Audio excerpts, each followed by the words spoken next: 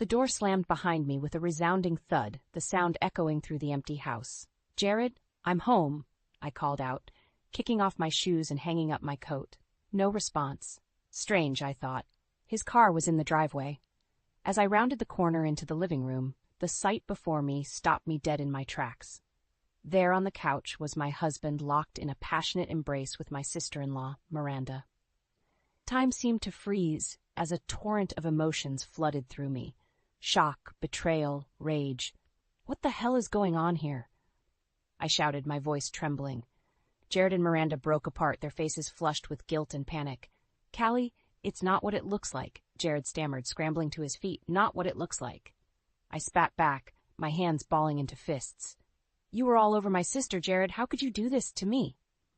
Miranda stood up, adjusting her disheveled clothing. "Calm down, Callie," she said coolly. "It was just a little harmless fun." The audacity of her words made my blood boil. "Harmless fun? You're supposed to be my family!"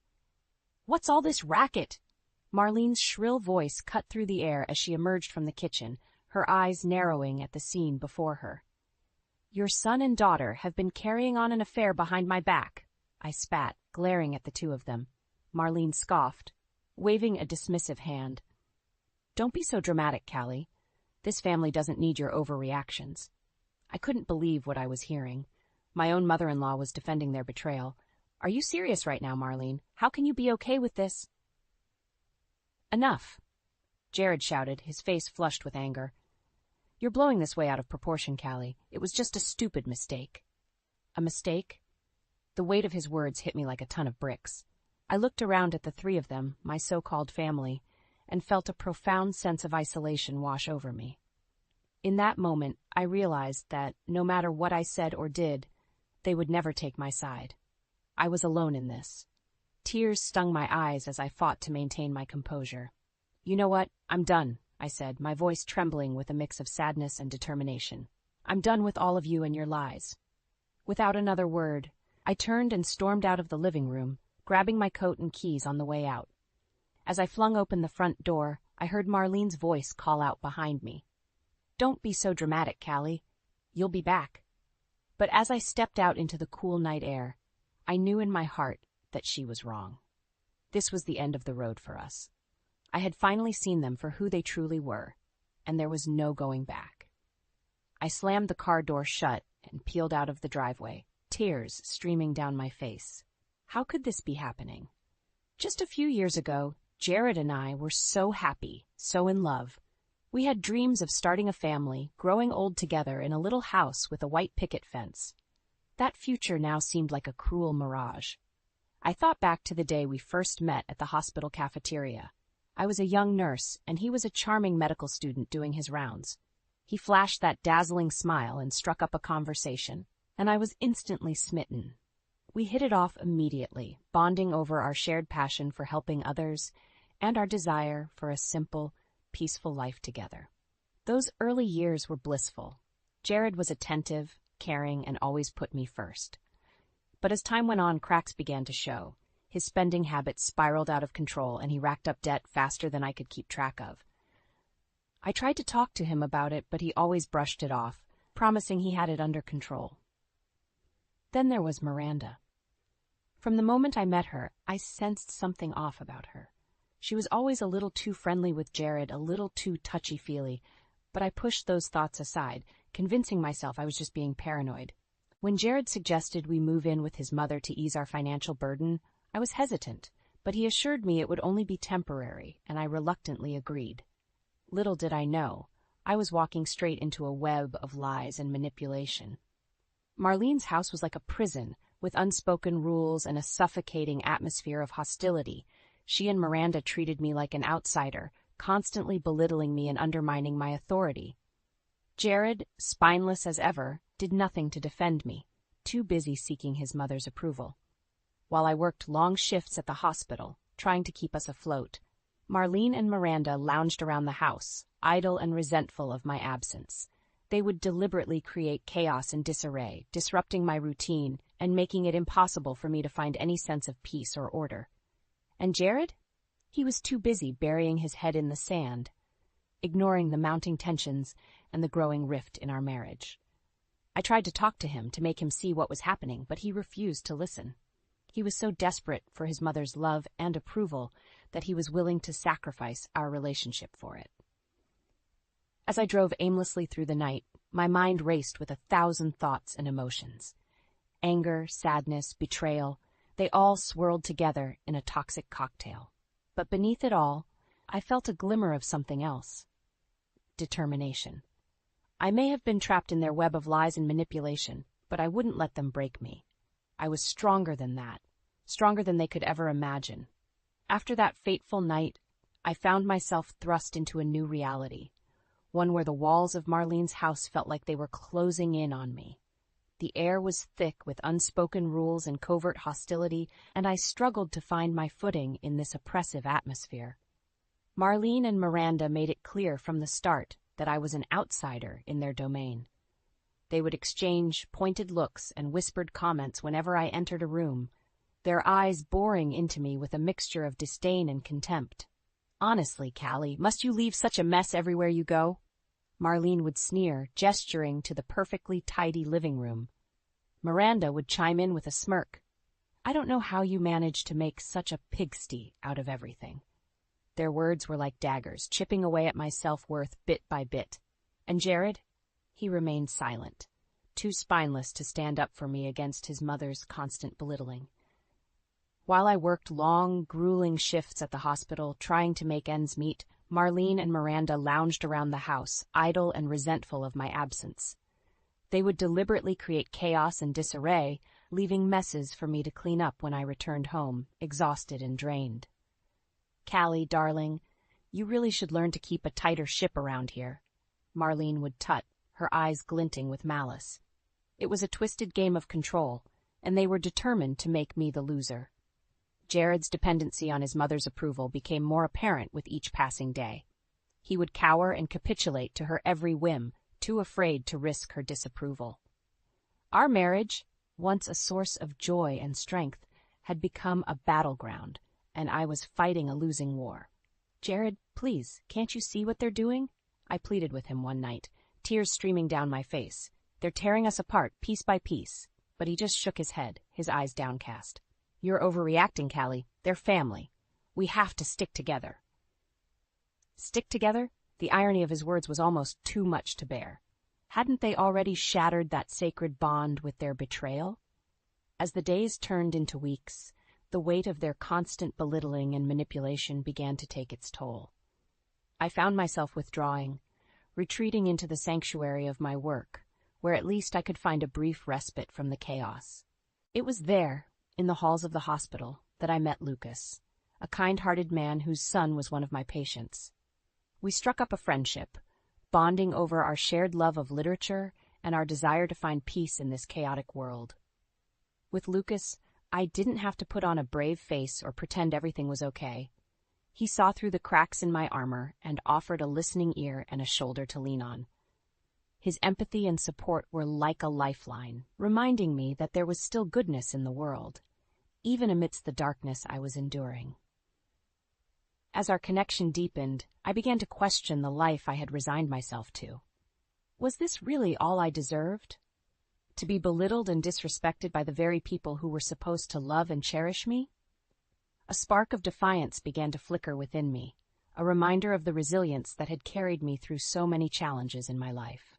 I may have been trapped in their web of lies and manipulation, but I refused to let them break me. Not this time. As the weeks dragged on, Marlene and Miranda's manipulative games intensified. It was as if they took perverse pleasure in tightening their control over me, squeezing the last vestiges of self-worth from my soul. "Callie, darling, did you really think that outfit was appropriate for work?" Marlene would sneer, her eyes raking over me with disdain. "You're a nurse, not a streetwalker."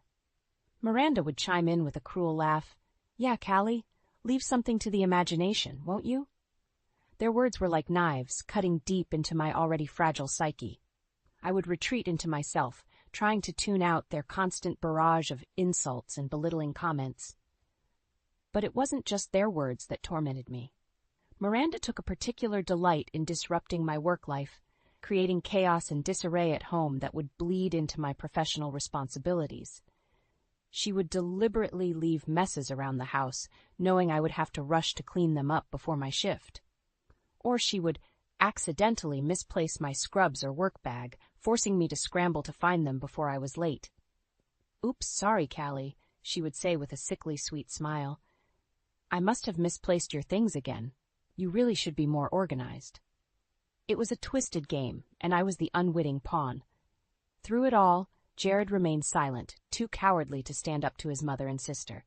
He would watch as they tore me down, piece by piece, too afraid of losing their approval to intervene. "Jared, please," I would beg him, tears streaming down my face. "Can't you see what they're doing to me? To us?"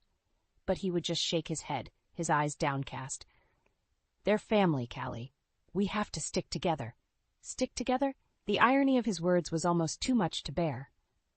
It was during those dark days that I found solace in my work at the hospital.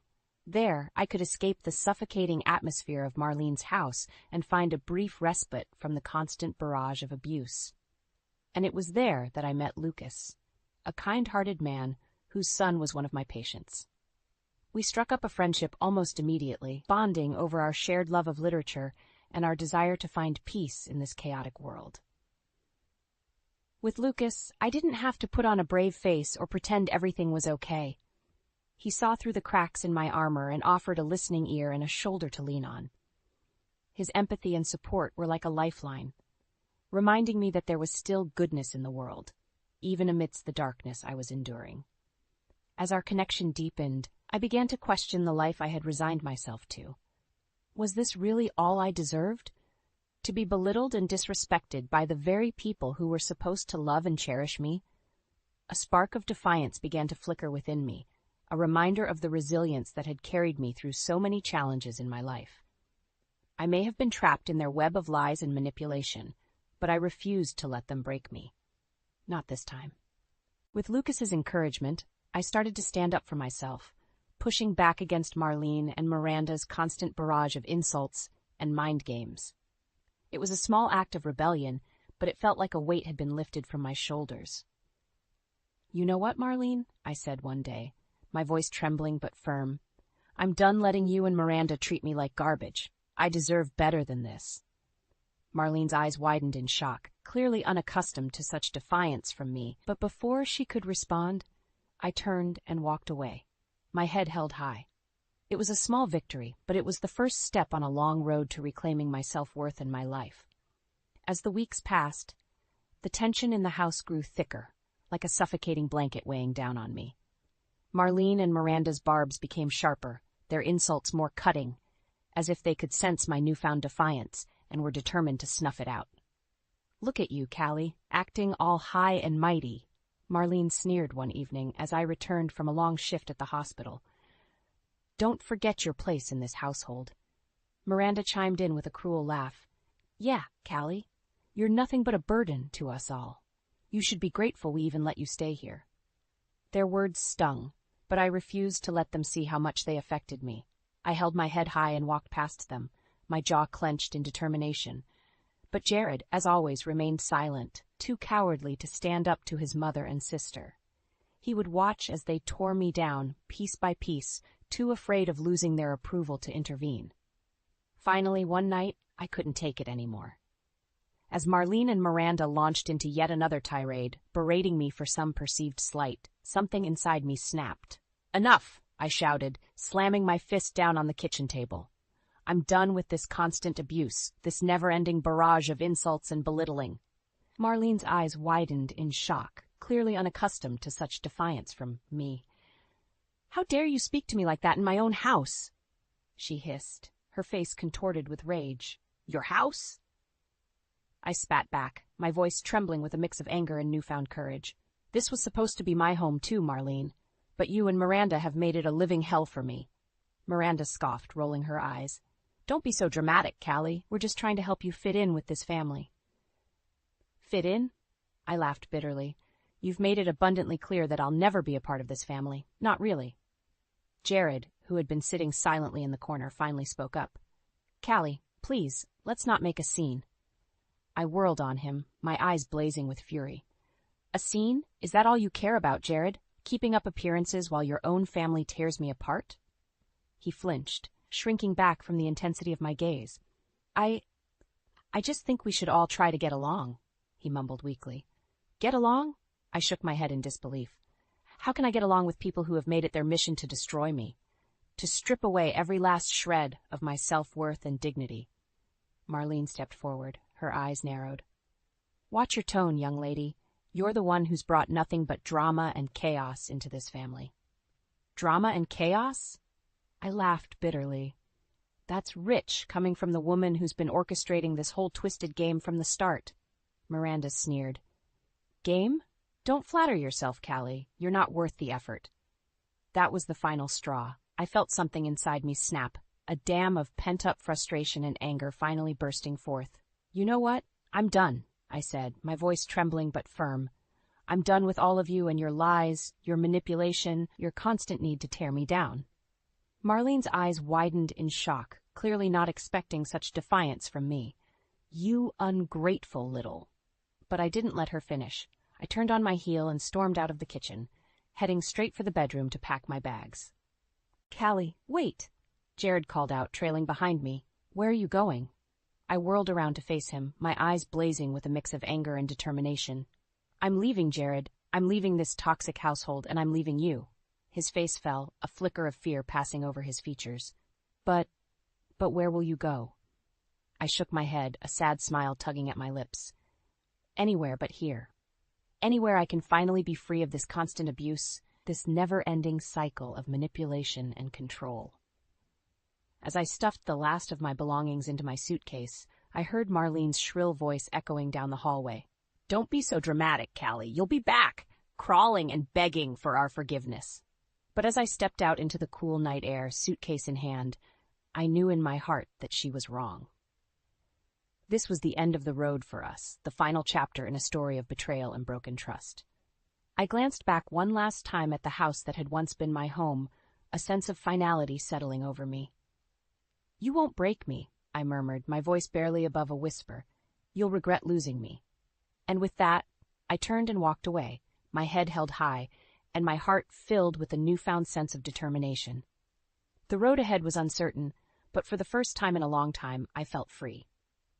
The night I left Marlene's house, I felt a strange mix of emotions, fear, sadness, but also a profound sense of relief.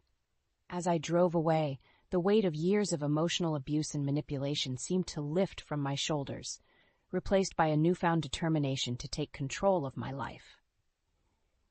In the days that followed, I found a modest apartment in a quiet neighborhood, a far cry from the oppressive atmosphere of my former home. It was small and sparsely furnished, but to me it felt like a sanctuary, a place where I could finally breathe without the constant weight of judgment and criticism bearing down on me. As I settled into my new life, I threw myself into my work at the hospital, finding solace in the familiar routine and the knowledge that I was making a difference in people's lives. It was there that I reconnected with Lucas, the kind-hearted man whose support had been a lifeline during my darkest days. We would often grab coffee together during our breaks, and I found myself opening up to him in a way I hadn't with anyone else. He listened without judgment, offering words of encouragement and understanding that helped to heal the deep emotional wounds left by my failed marriage and the betrayal of my own family. "You're so strong, Callie," he would say, his eyes filled with a warmth and sincerity that I had almost forgotten existed. "What you've been through would have broken most people, but you've come out the other side, even more resilient." His words resonated deeply within me, reminding me of the inner strength that had carried me through so many challenges in my life. I may have been beaten down, but I refused to be broken. With Lucas's support, I began to rediscover the parts of myself that I had lost along the way. My love of reading, my passion for gardening, my appreciation for the simple pleasures in life. I reconnected with old friends, rekindling relationships that had been neglected during the tumultuous years of my marriage. Slowly but surely, I felt myself coming back to life, like a flower blooming after a long, harsh winter. In my quieter moments, I would reflect on the emotional scars left by my ordeal, the deep cuts inflicted by the very people who were supposed to love and cherish me. But instead of wallowing in bitterness and resentment, I found solace in my own resilience, in the knowledge that I had emerged from that darkness stronger and more self-assured than ever before. "You know, Lucas," I said to him one day as we sat sipping our coffee in the hospital cafeteria, "I used to think that my life was defined by the people around me, my husband, my in-laws, the roles I played for them. But now I realize that my life is my own, and I'm the one who gets to write my story." He smiled, reaching across the table to give my hand a gentle squeeze. "And what a beautiful story it's going to be, Callie. You've already overcome so much, and the best is yet to come." As I looked into his kind eyes, I felt a warmth bloom in my chest, a feeling I hadn't experienced in far too long. It was the promise of new beginnings, of a future filled with possibility and hope. For the first time in years, I felt truly at peace, secure in the knowledge that, no matter what challenges lay ahead, I had the strength and resilience to face them head-on. The road to empowerment had been long and arduous, but I had emerged on the other side, stronger and more self-assured than ever before. It had been several months since I had walked out of Marlene's house, leaving behind the toxic web of lies and manipulation that had nearly broken me. In that time, I had worked hard to rebuild my life, embracing my newfound independence and rediscovering the parts of myself that I had lost along the way. So when my phone rang one afternoon and I saw Marlene's name flashing across the screen, I felt a surge of anger and resentment. How dare she try to worm her way back into my life after everything she had put me through? "What do you want, Marlene?" I answered, my voice clipped and cold. There was a pause on the other end of the line, as if she was taken aback by my icy tone. "Callie, dear, is that any way to speak to your mother-in-law?"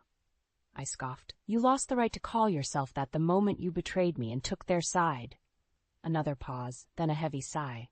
"Callie, I need your help." Those words hung in the air, and for a moment, I was tempted to simply hang up the phone and be done with it. But a part of me, the part that still clung to the naive hope that she might actually show some remorse, made me hesitate. "What could you possibly need my help with?" I asked, my voice dripping with disdain. It's Jared and Miranda," she said, her voice trembling. "They've made a mess of things, and now we're in real trouble." I felt a flicker of satisfaction at the admission, but I pushed it aside. "And why should I care about your problems, Marlene? After the way you all treated me, why would I lift a finger to help you?" "Please, Callie," she pleaded, her usual haughty demeanor crumbling. "We're in over our heads here. Jared's financial mistakes, Miranda's reckless spending, it's all caught up to us, and we're drowning." I could hear the desperation in her voice, and for a brief moment, I almost felt sorry for her. Almost. "Let me get this straight," I said, my voice low and measured. "You're calling me, the same woman you belittled and abused for years, begging for help to clean up the mess you and your precious children have made." Silence on the other end of the line. "Well, let me tell you something, Marlene," I continued, my voice rising with each word. "You had your chance to treat me with respect, to stand by me as family should, but instead you chose to tear me down, to make me feel worthless and alone." I could hear her shallow breathing, but she didn't interrupt. "So you know what? You can take your problems and your pleas for help, and you can shove them. I'm done being your scapegoat, your punching bag. You made your bed, Marlene, and now you can lie in it." With that, I hung up the phone, a triumphant smile spreading across my face. For the first time in my life, I had stood up to Marlene and her manipulative games, and it felt incredible. As I basked in the afterglow of my newfound power, I felt a sense of closure wash over me. The toxic ties that had once bound me to that family were finally severed, and I was free to move forward with my life, unburdened by their drama and dysfunction. Filled with a renewed sense of purpose, I sat down and penned a heartfelt letter to Lucas, the man whose kindness and support had been a guiding light during my darkest days. I poured out my gratitude, thanking him for helping me find the strength to break free from the chains of my past and embrace the future with open arms. And as I sealed the envelope, I couldn't help but feel a flutter of excitement at the thought of what that future might hold. For the first time in a long time, I felt truly alive, ready to embark on a new chapter, filled with possibility and hope. The road ahead was uncertain, but one thing was clear. I was no longer the broken, defeated woman who had walked out of Marlene's house all those months ago. I was stronger, wiser, and more resilient than ever before, a true survivor who had faced down her demons and emerged victorious.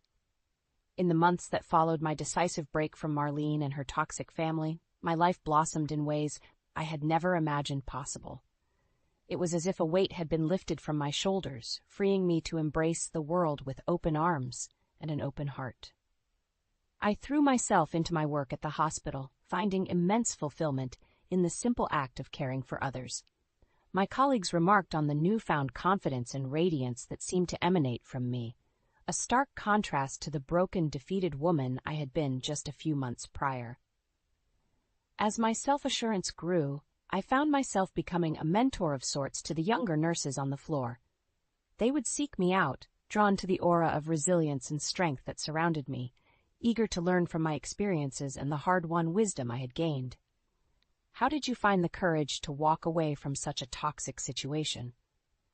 one young nurse asked me one day, her eyes wide with a mixture of admiration and trepidation. I smiled, reaching out to give her hand a gentle squeeze. It wasn't easy, believe me. There were moments when I thought the weight of it all would crush me. But deep down, I knew that I deserved better, that we all deserve to be treated with respect and dignity, no matter what. She nodded, hanging on my every word as I recounted the harrowing journey that had led me to this point, the betrayal, the emotional abuse, the ultimate decision to break free and reclaim my life. "You're so strong, Callie," she murmured, her voice tinged with awe. "I hope I can be half as brave as you someday." In those moments, I felt a profound sense of purpose wash over me. My story, the tale of my resilience in the face of adversity, had the power to inspire and empower others.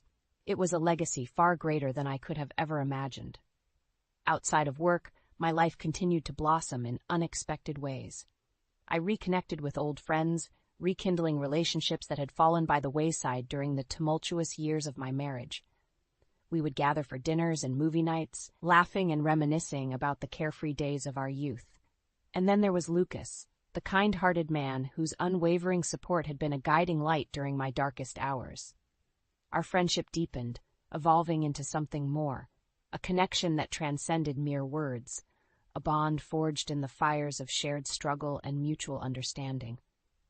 As we spent more time together, I found myself opening up to him in ways I never thought possible, sharing the deepest corners of my heart and soul.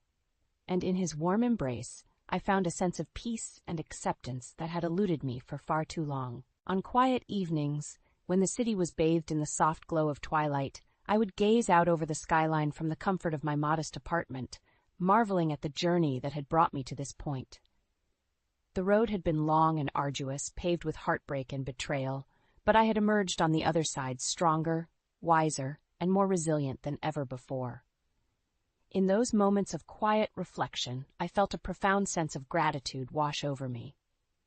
Gratitude for the trials that had tested my mettle, for the people who had lifted me up when I could no longer stand on my own, and for the indomitable spirit that had carried me through it all. As the city lights twinkled like a million tiny stars, I smiled to myself, secure in the knowledge that no matter what challenges lay ahead, I was equipped to face them head-on. The path forward was uncertain, but one thing was clear. I was no longer the broken, defeated woman who had walked out of Marlene's house all those months ago. I was a survivor, a warrior, a beacon of strength and resilience for all those who dared to dream of a better life. And as I gazed out over the vast expanse of possibility that stretched before me, I knew that the best was yet to come.